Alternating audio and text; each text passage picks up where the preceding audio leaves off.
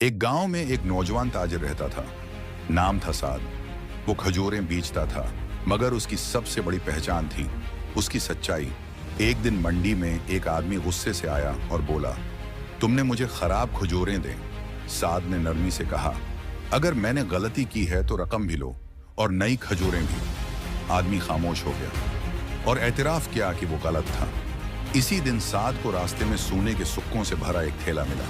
वो चाहता तो रख लेता, मगर उसने ऐलान किया, जिसका थैला है आकर निशानी बताए।